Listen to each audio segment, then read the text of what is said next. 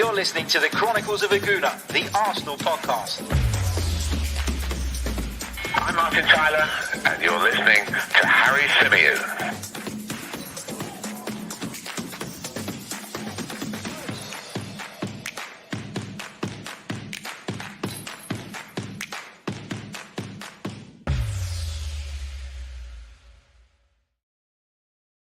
Hello and welcome back to another live edition of the Chronicles of a Gooner, the Arsenal podcast, brought to you by 90 Min. As ever, I'm your host, Harry Symeou, and on this edition, we're going to be rounding up some of the latest Arsenal transfer news. We're going to be discussing some other bits and pieces, and we're going to be taking your comments, questions, and thoughts from the live chat box. Good afternoon to all of those of you watching us live. A big hello to anybody who's watching or listening to this back later on. Hope you're all well. Hope you're enjoying what started off as a sunny day here in London, but has now turned a little bit overcast. Still quite warm though, still quite stuffy. And I've got to apologize in advance, right? Because I listened back to part of yesterday's podcast, and you can, if you turn it right up, especially if you're listening via headphones, you can hear my next door neighbor's dog. And my next door neighbor's dog, I swear to God, has access to my diary or something, because every single time I come down to the studio at the back to record the show, the dog comes outside and the dog starts barking. And it's just too bloody hot at the moment for me to have all the windows closed, all the doors closed. So over the course of the summer, that might become a bit of a common thing. So just to let you know in advance, I do know it's there. I can hear it. It is bloody annoying, and I apologize. But would you rather I melt to death? So there we go. So just a little disclaimer in there at the beginning of the show.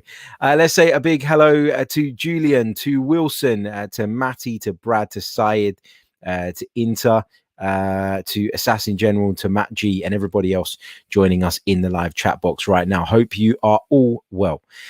Right, let's get into it. And if you've got questions, hold fire on them just for a few minutes. Let me just round up the latest stories. Let me share with you guys what it is that I want to share with you today, and then we will take questions. In fact, we'll probably dedicate the larger chunk of this show to you guys' questions. So let's get involved in that a little bit later on.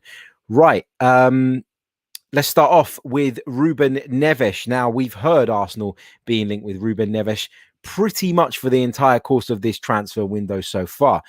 Some reports have emerged over the last few days, which claim that Arsenal are in constant contact with the player's agent, Jorge Mendes, very controversial guy, one of those super agents, if you like.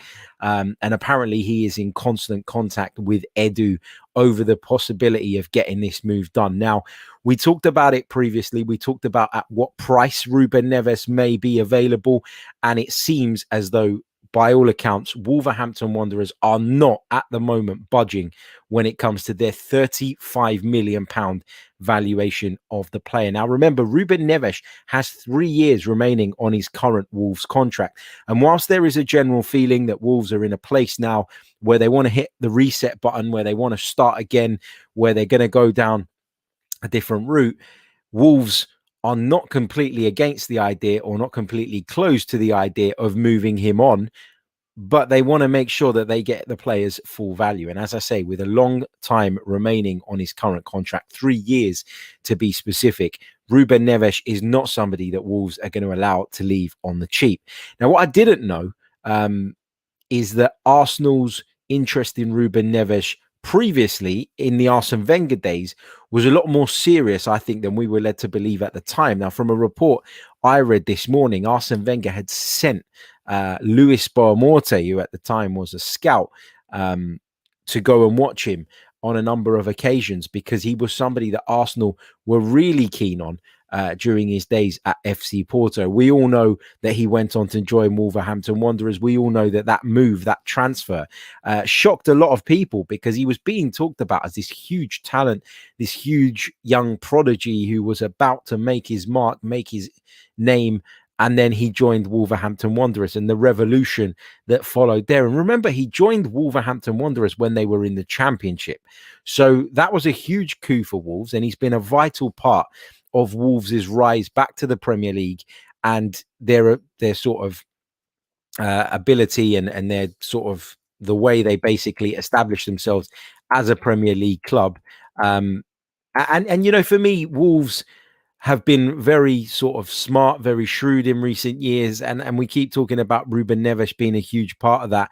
He absolutely was. You got to consider that this Wolves side in their first season back in the Premier League managed to finish 7th.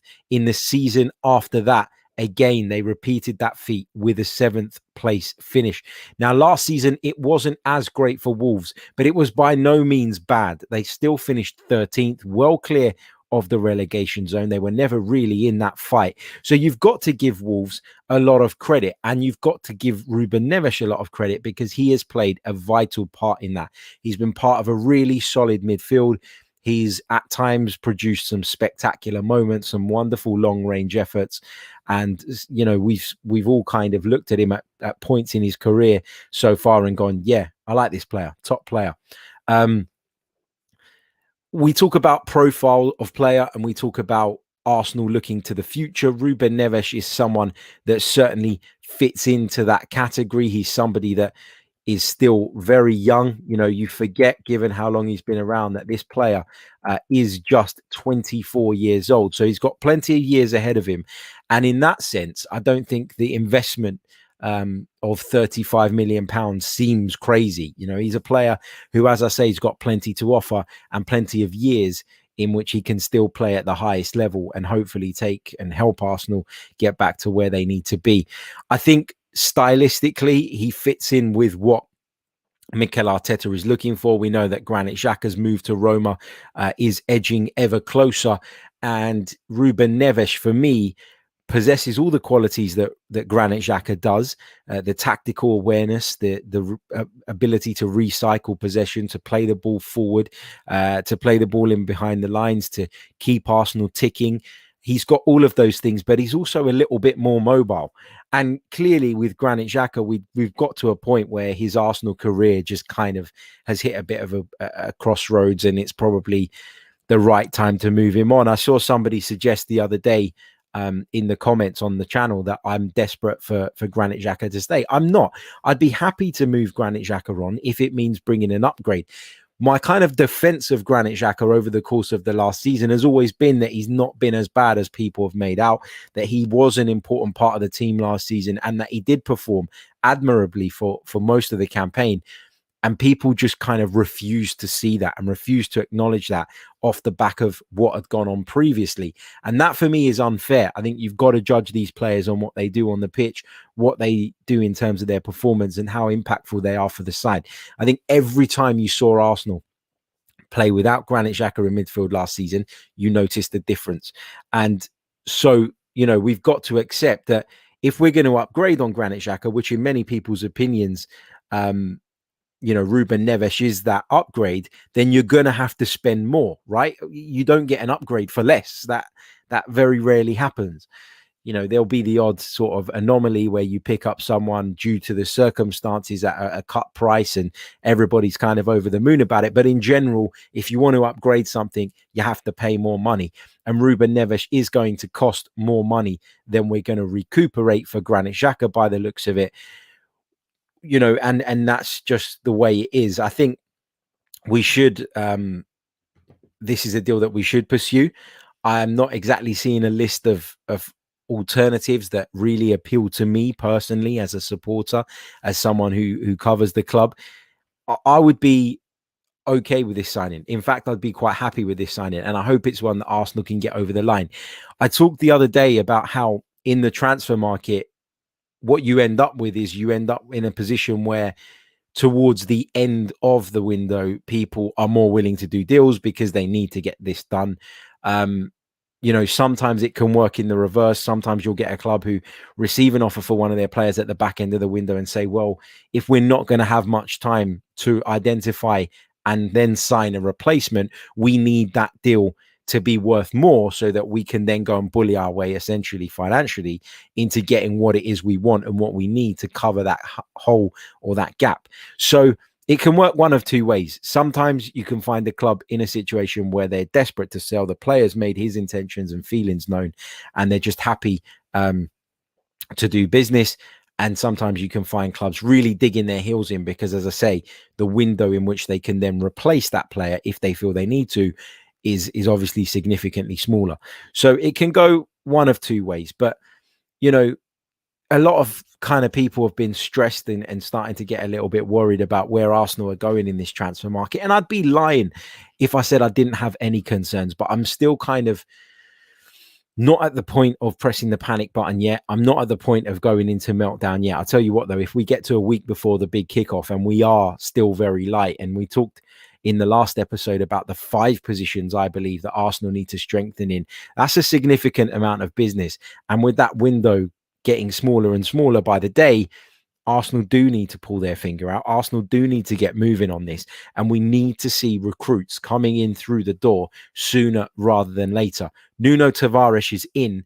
And a nice little segue into my next story is Albert Lokonga is apparently very, very close. Now, reports came from Belgium this morning, and this might change by the time, or this might be confirmed by the time you listen or watch this back, but we're hearing that the Lokonga announcement is imminent, with some suggesting that it was going to come later on Thursday. So again, you might be listening to this after that announcement has come. And if that's the case, great. But at the time of recording, we do know that this is a deal that is pretty much done. All the I's have been dotted, the T's have been crossed by all accounts, and Albert Sambi Lokonga will become an Arsenal player. He is in the UK at the moment, and he was going through a quarantine period as required by government regulations, and we believe that that is coming to its end now, and Albert Lokonga will be in a position to get all the bits and pieces done for that announcement. He is apparently going to wear the number 48 shirt. And normally, actually, Arsenal only give the squad numbers 1 to 35 to members of the first team. But it does appear that they're going to allow him to wear the number 48 shirt. And there's an interesting story behind that. Apparently, he wears that number 48 because it represents the postcode of the region he grew up in Belgium. So that's an interesting little side story there, in case you're sitting there wondering why the hell is Albert Lokonga wearing the number 48 shirt. But that's the reason for it. It is, if that is to be the case, by his request and not the club just throwing a random number at the Belgian. Deal is said to be worth around about 17.5 million euros initially, but it could rise up to around about 22 million euros. So it could rise up to about 20 million pounds. So not the biggest investment, but an investment that Arsenal feel is worthwhile given the potential the player has shown and the fact that he is still very young and has plenty of room to progress, develop, and improve further. So yeah, that's where we're at on Lokonga. So that one should be coming very, very soon.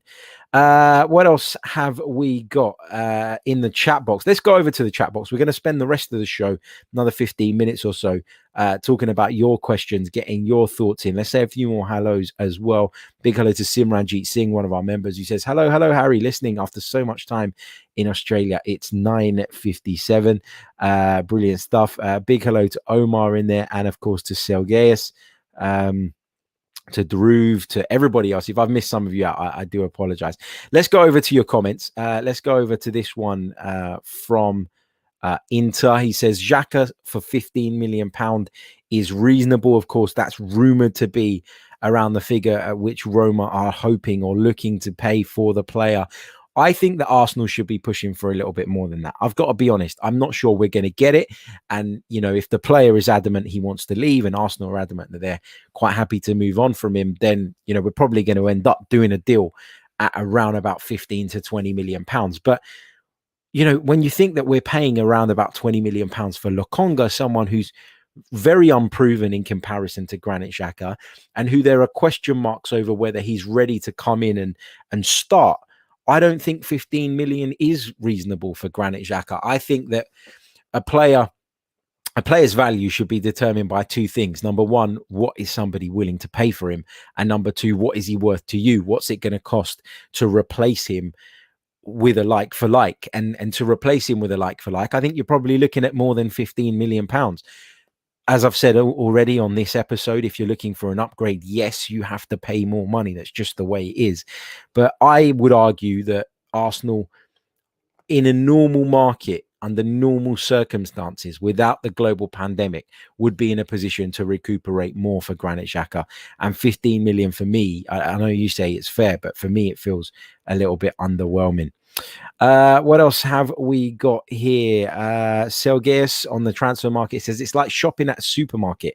If you wait until closing time, you might get a discount item, but it might have been sold already if you wait too long. Yeah, absolutely spot on. Really agree with that. Assassin General says, why is it very, very close and imminent? He needs to be holding up the shirts. Why are we taking so long? Does Arteta value his job? So, talking about how long these things take, right? There's a lot of legal shit that needs to go on. And normally you would be in a situation where Albert Lokonga would fly straight in from Belgium, head straight to London Colney, get his photos done, get his interviews done. All of that jazz will be done. The registration will take place, all of that. And then the announcement comes. But what you've got here is you've got an overly complex situation now. We've got a situation where there are quarantine rules when you come in from another country. Not all countries, but from some countries. And Albert Lokonga has to do that. You know, Nuno Tavares had to do the same. It is something that the club at the moment can't avoid. And if the club do try and avoid it, which I'm sure, you know, there is some sort of special dispensation they could get in a situation whereby time was of the essence, i.e. if this was deadline day, I'm sure there would be a way that Arsenal could get special dispensation to do this. But when you're seeing the number of COVID cases in the UK rising again, when you're hearing about people passing away as a result of contracting this virus, it doesn't look good on the club to be seeking special dispensation all the time for the travel of athletes coming into this country when it's not necessary. If Lokonga goes through the quarantine now, you know, it's not the be all and end all. If we hear about Lokonga signing on Monday, does that impact us really? And is it worth the club going, first of all, jumping through the hoops to get it done? And secondly, the negative PR that might come with that. I don't think it is. I think, as I say, if you're talking about the last week of the transfer window and you are in a major rush, it's a different story. But I'm not stressing about this. I'm not stressing about getting players over the line. We know that the deal is done. So whether there's a picture of Albert Lokonga on the Arsenal website holding the shirt or not doesn't really make a difference to me. I'm already counting him in to our plans for next season. What else have we got in the chat? Let's pick out some of your questions. Don't forget to put a little bit of a Q. Well, I say a little bit of a Q, to put a Q at the beginning, because it does help me to pick them out from the chat box with greater ease. Just a quick reminder as well, before we continue to take some of your questions, we would like to say a huge thank you to our sponsors, manscaped.com, for their support of the Chronicles of a Gooner podcast. For all your male grooming needs, if you're in need of some TLC down there, and you know exactly where I mean, then head over to manscaped.com. Check out their fantastic high quality products, all available at really good prices. And if you enter our discount code, which is 90min20, you stand to earn yourself a 20% discount, as well as free shipping on your order. So manscaped.com, check it out for all your male grooming needs. I promise you will not be disappointed with the product. We thank them for their very kind sponsorship of the show. And if you do head over to the website, you do use our discount code, you'll not only be doing your manhood a favor, you'll not only be doing Manscaped a favor, but you'll be doing the Chronicles of a Gooner a favor too. So head over there and check it out. Let's go to this one from Matt, who says, Harry, what do you think it would take for Inter to be Arteta in? Inter, for those of you listening on the audio, is one of our regulars on the YouTube channel. He says, I think we'd have to win the league, Champions League, and Oba would have to give him one of his cars. I don't think you're far off there. I don't think you're far off at all. Let's go to this one from Siobhan Charles, who says, how many midfielders do you think we need to come in? I think this area needs the biggest improvement. Yeah, talked about this at length on the last episode. The midfield for me is the biggest priority. when you're talking about midfield, you can probably divide it into two areas, right? If we're going to, assuming we're going to continue with the 4-2-3-1. So if you're talking overall, I think we need three. I think we need two to play as part of that double pivot. So Lokonga being one of them, but I think we need another player too who is ready now to come in. And I think we need a number 10. I think it's important that we get those two profiler players in between now and the end of the window. And yes, there are other positions in the Arsenal side that require addressing.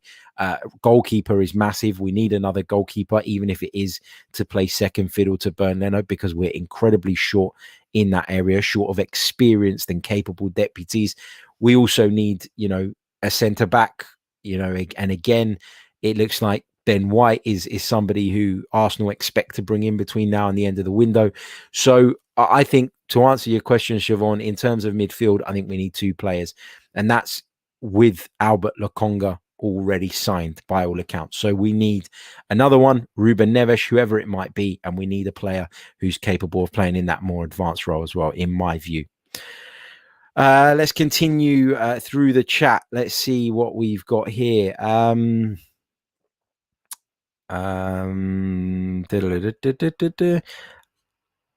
Marchin says, Harry, what is a reasonable target for us this season? Nobody will argue that Man City, United, Chelsea and Liverpool are much stronger. We're probably behind Leicester and Spurs. Everton are going to buy as well. So is 8th reasonable? No, I think you've got to, we're Arsenal Football Club, mate. We've got to aim higher than 8th. We absolutely have to. Was talking about this the other day on a stream with Dan Potts and Tom Canton over on Lee Judges TV, and Tom Canton said that a good season for Arsenal would be a 6th place, a top 6 finish, and a excellent season would be a top 4 finish. And I agree with that. I'm not expecting a top 4 finish, but I do expect Arsenal to fight their way into the top 6. If they don't, what was the point in hiring Mikel Arteta? What was the point in seemingly backing him in the transfer market? Because there needs to be improvement, significant improvement. We finished 8th in the last 2 seasons. And for a club of Arsenal standards, it just isn't good enough. I'm all for giving somebody time, but there is only a certain amount of time you can give somebody when they're managing one of the biggest clubs on the continent. And Arsenal may not be performing like that at the moment, but we are without doubt one of the biggest clubs on the continent. And therefore, we really do need to be closer to that top 4. And so if that improvement isn't evident after a second full season in charge, and maybe even earlier than that, if you see halfway through the second full season in charge that the improvement isn't there, then if you got to pull the trigger on Mikel Arteta, you got to pull it. That's just the way it is. As much as I actually think there is a good manager in there, and I like a lot of the things he does, and I like the way he comes across, I'm not blind to the fact that Arsenal are not going anywhere. And there is a point where I too will lose my patience and will reach the end of my tether with Mikel Arteta. There's no question about that. What else have we got here? And apologies if I missed some of the questions. There are so many coming through at the moment. Ashton says, have you lost weight? No, I haven't. I've trimmed my beard down, which makes my face look a lot slimmer. And that's probably what it is, mate. Interesting one from Brad. Do you think the quarantine situation is why Arsenal are shopping in the Premier League more?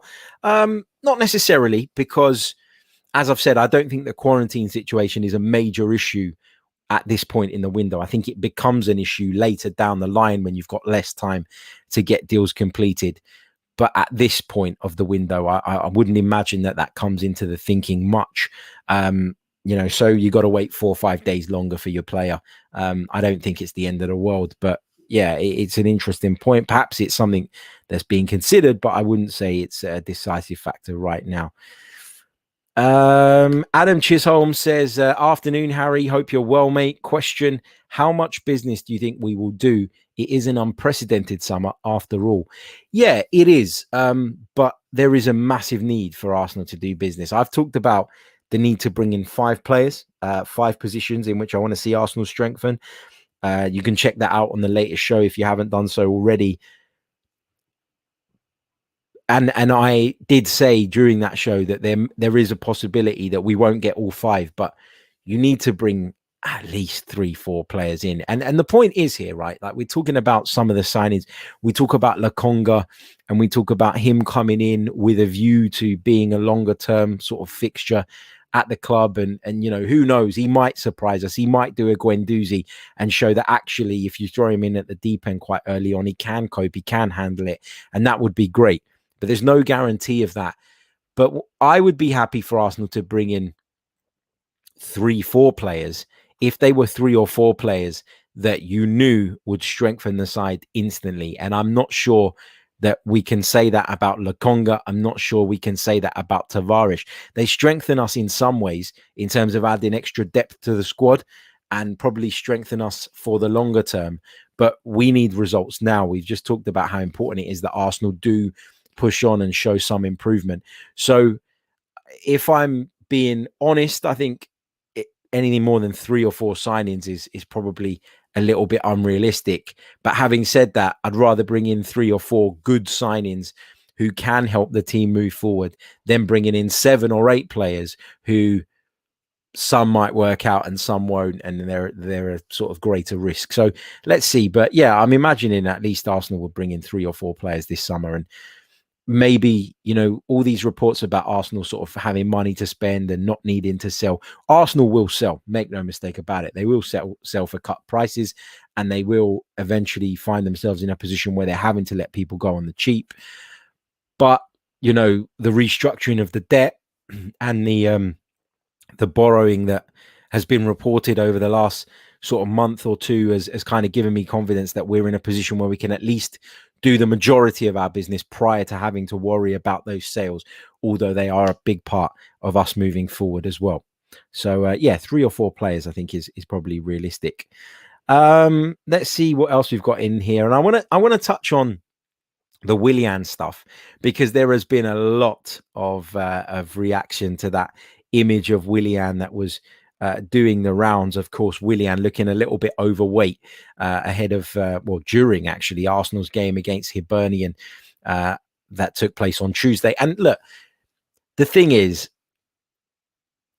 he might shift that very, very quickly. I think that in some of the images it looks worse, and you got to sort of bear that in mind as well. But I mean, for me, when you think about what we've seen there from Willian, there's no way of dressing it up to make it acceptable.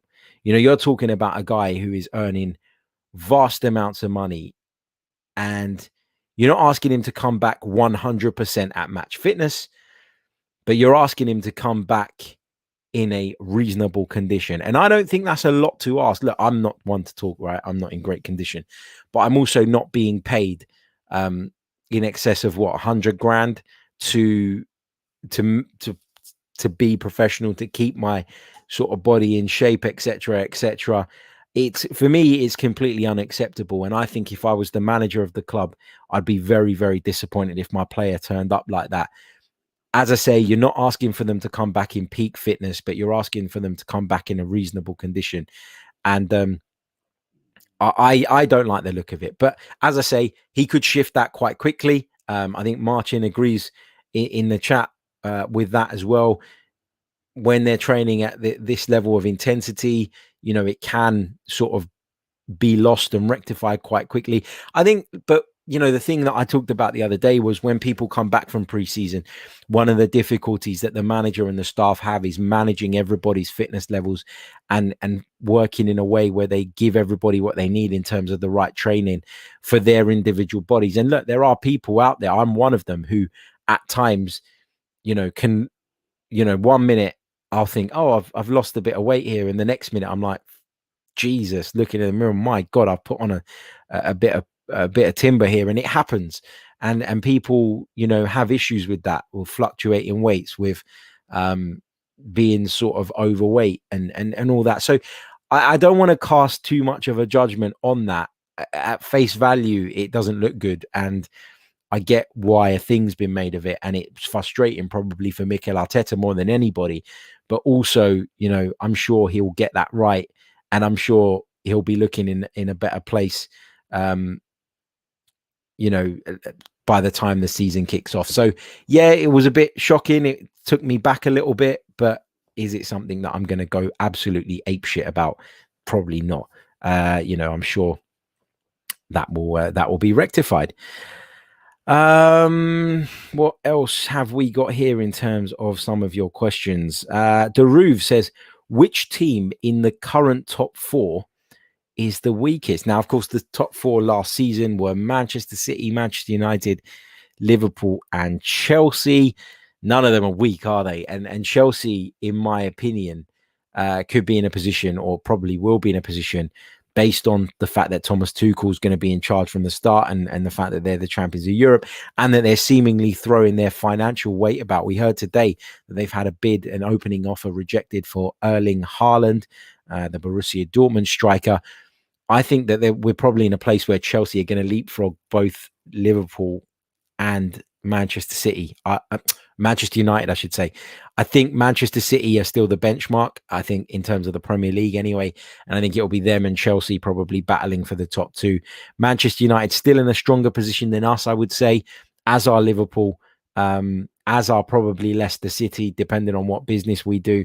And so it's going to be tough to break into that either way. But you never know, because you do get seasons, don't you, where one of the teams that you thought were going to go on and really compete and really challenge at the highest level do have some struggles, do have some problems. Chelsea's first half of the season was abysmal under Frank Lampard. It's why they had to make that change. That change saw them subsequently push on, win the Champions League, and of course eventually finish in the top four as well. But you only need someone to have a bit of a stinker to open that door. It's just whether we'll be the front runners to sneak in should that occur. That's the big question, isn't it, at the moment? But I'd argue out of the top four, probably Manchester United. Well, I say that, but they're about to sign Jadon Sancho, and they might sign Rafael Varane. I don't know. It's going to be really, really tough.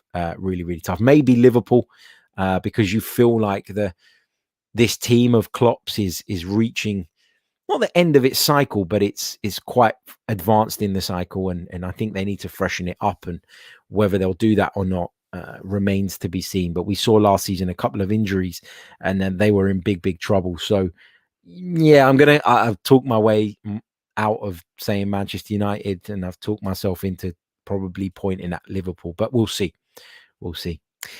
Let's pick out one or two more questions, get them in the chat box, stick the queue at the beginning so that I can pick them out. I can see a few in there already, which I'll come to. But just a quick reminder, if you haven't done so already, please do like the stream. It really does help, especially if you're watching us live on YouTube. And I can see there's over 300 of you with us now across the multiple platforms, but we've only got 56 likes on YouTube. So let's get that up to 100 sharpish. There is more than enough of you in there to do that. It doesn't cost a penny, and it really, really helps the stream. So please do that. Also, if you haven't done so already, please subscribe to the channel. I said yesterday we were edging ever closer towards 14,000, and we're just 10 subscribers shy of hitting that benchmark. So if you are watching us on YouTube and you're not a subscriber to the channel, please do hit the subscribe button. Again, it's completely free, and it really helps me in growing the channel. If you'd like to go one further and support us to bring you more content, not just Arsenal related, but football related, which is something we'll be branching out to. We did it during the Euros, really enjoyed it. It went down really well. So we're going to be doing more of that. We're going to be bringing you an Arsenal women's podcast next season as well, which will be presented by the brilliant Casey Bourne over at BT Sport. She's fantastic, and she's going to be alongside me to do that next season. She's going to be taking the lead on that to keep you guys up to date with what's going on in the women's game as well, if that's something you're interested in. And there is lots more to come. So if you'd like to support us, you can do so by becoming a member of the channel, and you can choose from any of the packages that are available and see which one fits you best. Right, let's pick out a couple more questions. Rutvik says, where do you think the team which we had last season deserved to finish in the table, Harry? And if it was around 5th or 6th, then surely with improvements this season, we should finish 4th. I do think that squad last season was capable of finishing in the top 6. I do. I do. And yes, I get your theory in the sense of that if we do make improvements, we should be able to finish in the top four. The problem is we're not the only ones that are making improvements. We're not the only ones able to make improvements. Manchester City are a million miles away from us. I think Chelsea, in terms of the quality of their squad, are a million miles away from us, and they're looking to add further. I think Manchester United were ahead of us, and they're adding further. And the problem is that you look at what we're doing in the transfer market, and you look at Arsenal, and you're talking about Ben White, and you're talking about Albert Lokonga, and you're talking about Nuno Tavares at this moment, potentially Ruben Neves as well. And yes, they are signings that I quite like in most cases, but are they signings that are enough to propel us to that next level? And I would argue that probably they're not. And that's the real sort of big thing here when you're kind of judging Arsenal, when you're judging Mikel Arteta. Mikel Arteta, I'm sure, would love to sign players in the caliber of Jadon Sancho. I'm sure he'd love to sign somebody like Rafa Varane. But your hands as a manager are tied, and your sort of decisions will be based on what the club can afford and what the club are willing to spend.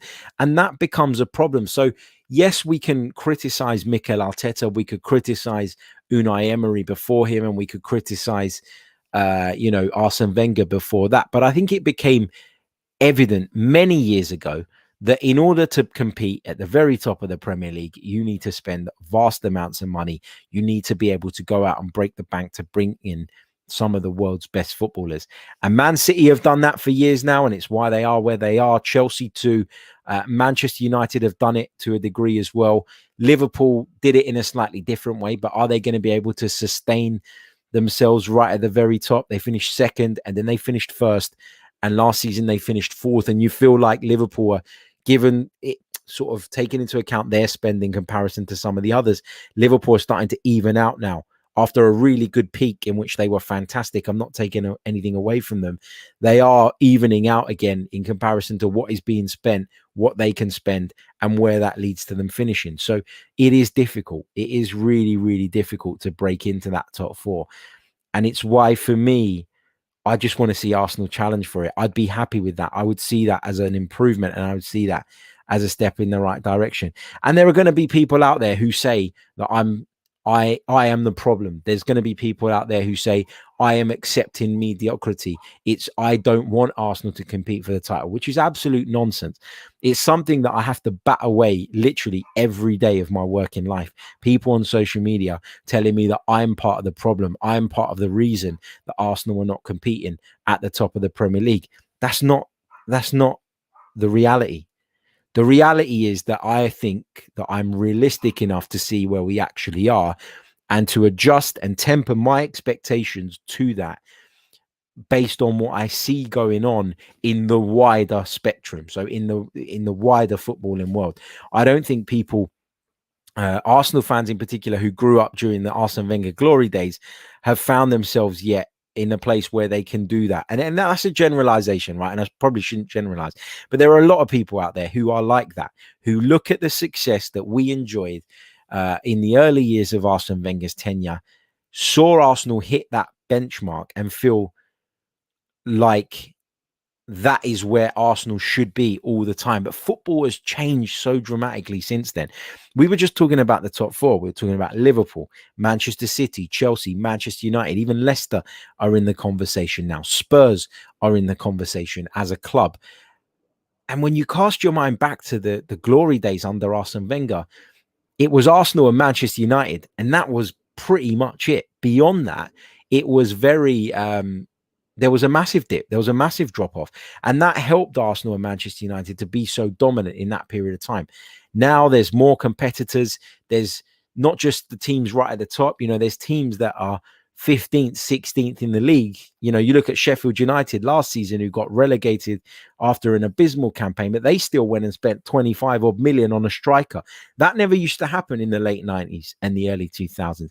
The playing field has leveled out as a result of the way the Premier League has evolved, as a result of rich ownership coming in and taking over clubs. Look at Leicester City, for example. Look at Aston Villa now, also looking to go big in the transfer market because they have wealthy and ambitious owners.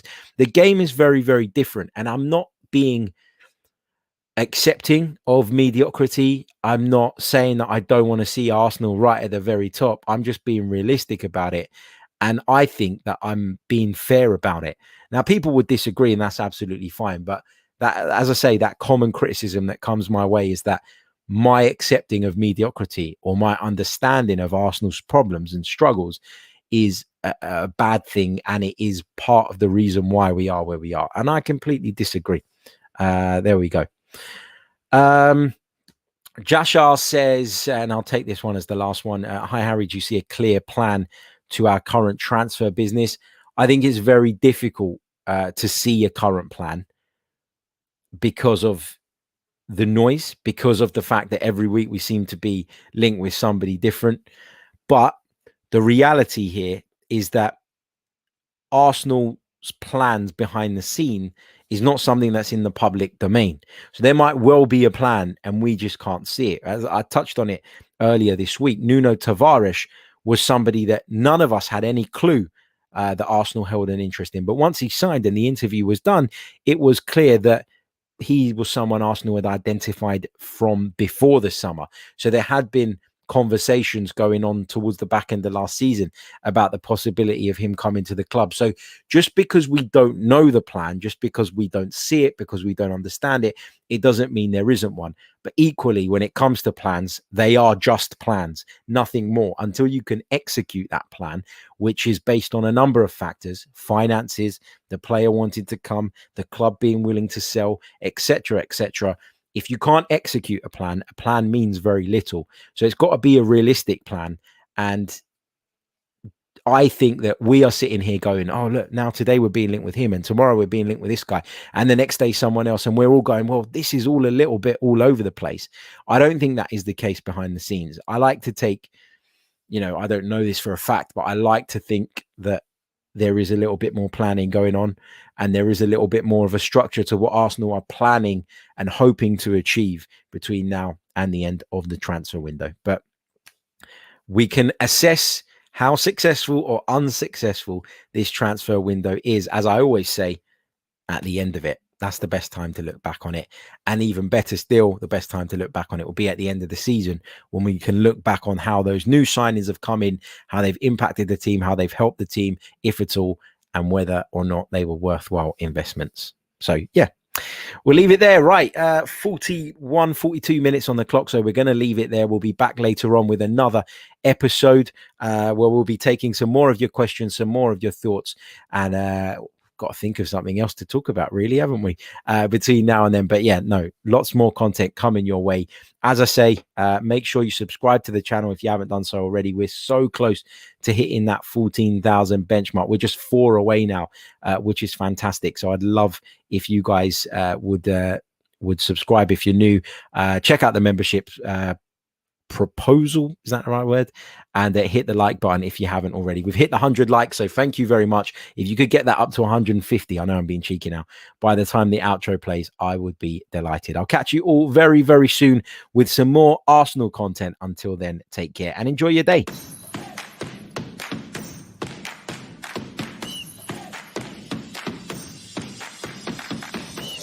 You're listening to the Chronicles of a Gooner, the Arsenal podcast. I'm Martin Tyler, and you're